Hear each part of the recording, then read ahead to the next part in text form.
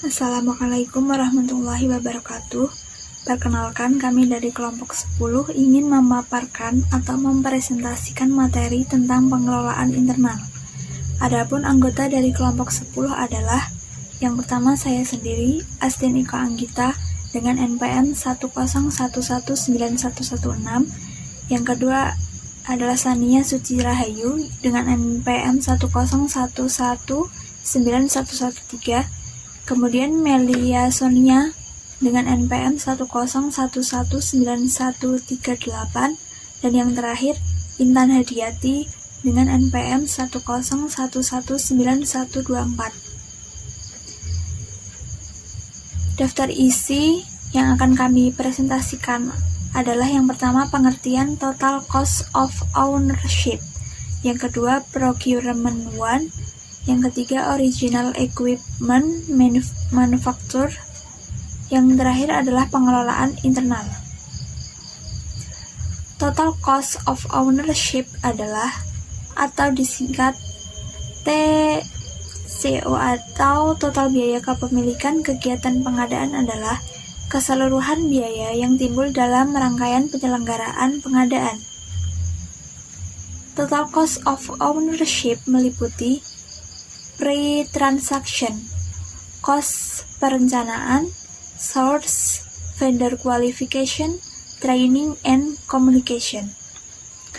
Yang kedua, transaction cost, harga barang atau price, procurement cost, transport and delivery cost, tarif and tax, invoicing, inspection, return cost, follow-up, installation, dan lab delivery.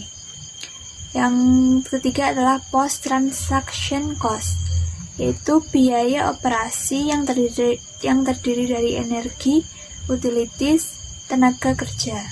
Quality cost, branding cost, biaya jaminan supply, biaya kelangsungan ketersediaan barang, rejected cost, biaya persediaan, biaya pemeliharaan, spare parts, downtime, wastage, defective output, lost customer, dan disposal.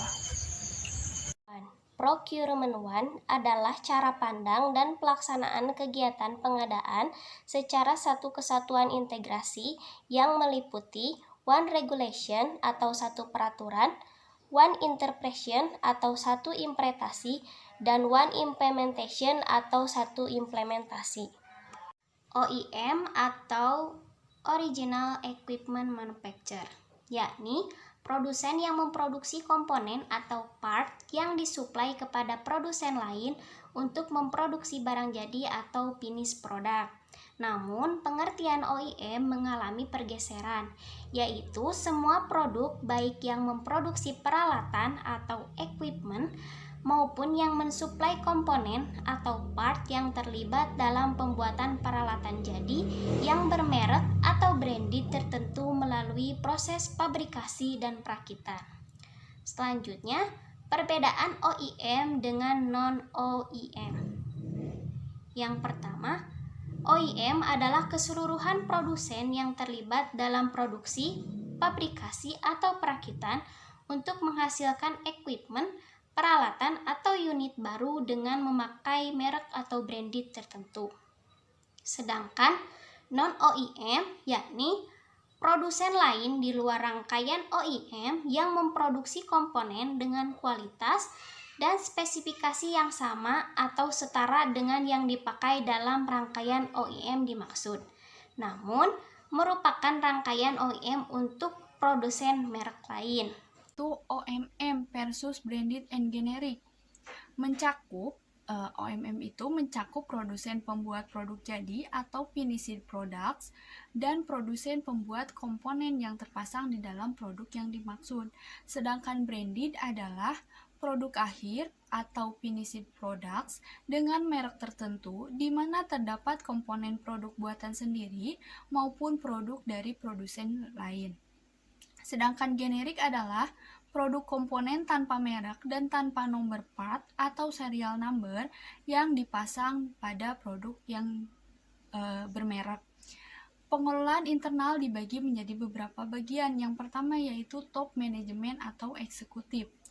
Pimpinan lembaga sangat berperan penting dalam menilai bahwa fungsi dan pengelolaan pengadaan berhubungan erat dengan keberhasilan lembaga dan keuntungan usaha melalui kelancaran kegiatan dan penghematan di sektor pengadaan.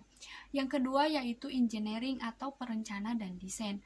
Fungsinya sangat berperan dalam desain dan menentukan spesifikasi suatu produk, peralatan, dan komponen untuk menciptakan standarisasi. Yang ketiga yaitu quality control.